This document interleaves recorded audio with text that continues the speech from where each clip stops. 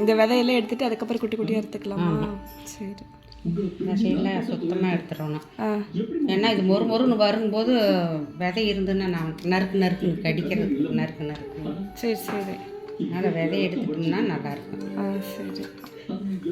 எங்கள் வீட்டில் எல்லோரும் இதை எல்லாருமே விரும்பி தின்னு சாப்பிடுவாங்க. பவி கூட தின்னும். எதுவுமே அந்த குழம்பு வச்சதை கூட வேண்டான்றவன். இது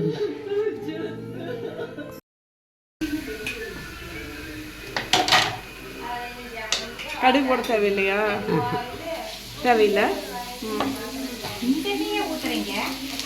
விளக்கெண்ணெய் ஊற்றுனா கொஞ்சம் என்ன விளக்கெண்ணெய் தான் ஊற்றணுமா?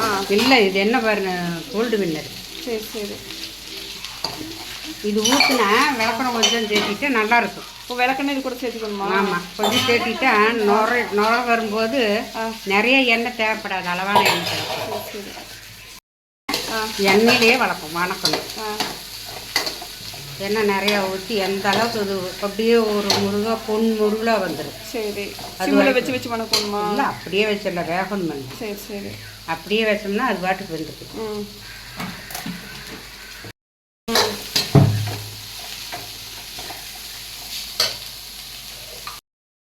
எண்ணெயிலே வந்துருச்சா? எண்ணெயிலேயே காய வேக வைக்கணும். சரி. செஞ்சு வச்சு இது என்னமோ அரைச்சி வச்சிருக்கிறீங்க? இஞ்சி இஞ்சி இல்லை, பூண்டு, மிளகாய், உப்பு. பூண்டு, வரமிளகாய், உப்பு 3 தான் போட்டிருக்கேன். சரி சரி. வேறு ஒன்றும் போடல.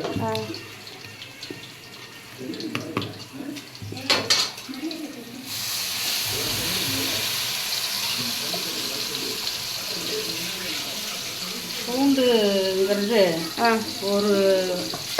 ஒரு பாவக்காய்க்கு ஒரு 10 முழு பூண்டு போடணும். 10 பூண்டு போட்டிங்களா?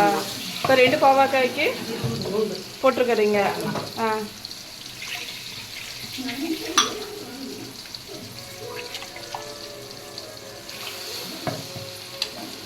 இது எவ்வளோ நேரம் கொதிக்க விடணும்? எப்படி ஒரு 5 நிமிஷம் 20 நிமிஷம் ஆயிரும். இது வந்து சாப்பாட்டுக்கு போட்டு கடிச்சிக்கலாம். ஆமாம், சாப்பாட்டில் பிணைஞ்சுதிங்களா? தயிரோட ஊற்றி தொட்டுக்கலாம், ரசத்துக்கு தொட்டுக்கலாம், எப்படி வேணால் சாப்பிடலாம். அதான் நல்லாயிருக்கும், டேஸ்ட்டாக இருக்குது சாப்பிட்றது. அதான் இதுக்கு மஞ்சத்தூள் எதுவும் போட தேவையில்லை. உப்பு, மிளகாய், பூண்டு.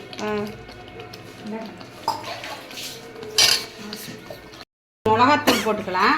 மிளகாத்தூள் இல்லை மாட்டேன். இப்போ கரெக்டான பதத்துக்கு வந்துருச்சு. இப்போ பதம் இது முழு பதங்கள் கொஞ்சம் நேரம் ஆகும். இது கூட நம்ம வந்து காரம்பத்துலேருந்து சக்தி சம்பாத்தூள் போட்டிருக்கிறீங்களா? ஆமாம், காரம்பத்தில் நல்ல சக்தி சாம்பார். அதான் வாசம் சூப்பராக இருக்குது. எச்சோறு பார்த்தோம், கலர்ஃபுல்லாக இருக்குது. சாப்பாட்டு பசங்களுக்கு சூப்பராக இருக்கும். இதுவும் அம்மா செஞ்ச பாவக்காய் வறுவல் ரெடி. அடி பிடிச்சிரு. ஆமாம், அடி பிடிக்காம கலரி விட்டே இருக்கணும்.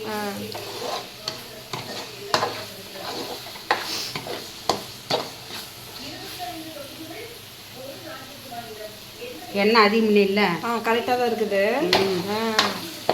இவ்வளோ மறுபடியும் அதுக்கப்புறம் இவ்வளோ எண்ணெய் இருந்ததா 50 எண்ணெய் ஊற்றிருக்கிறேன். சரி சரி. நல்லெண்ணெய் மறுபடியும் ஊற்றிருக்கிறீங்க? நல்லெண்ணெய். ஆமாம், இவ்வளோ எண்ணெய் இருந்தது.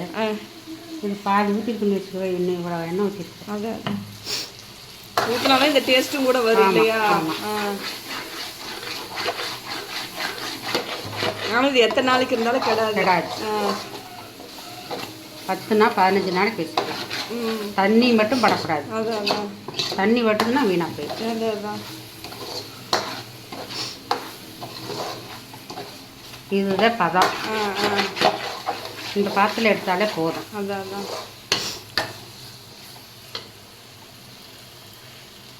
ஓகே. பாவக்காய் வறுவல் ரெடி. பாவக்காய் வறுவல் ரெடி.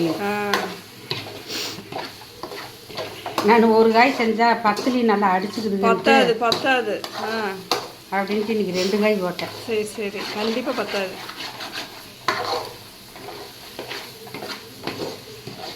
ஒருத்தன் ஸ்கூலுக்கு போகலையே அதான் எனக்கு எடுத்து வச்சிரு அப்படின்ட்டு போயிருக்கிறியா? அதான் அதான்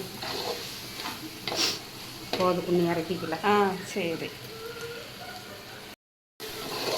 பாவக்காய் வறுவல் இந்த மாதிரி செய்யுங்க, ரொம்ப டேஸ்ட்டாக இருக்குது. பிடிச்சிருந்தா ட்ரை பண்ணி பாருங்க, நல்லா இருக்கும். பார்க்கறக்கே நல்லா கலர்ஃபுல்லாக இருக்குதுமா. வாசல் சூப்பராக வருது, நல்லா இருக்கும். 10 நாளைக்கு இருந்தாலும் கெடாது. அதான் சாப்பாடில் ஓட்டுக்கலாம்.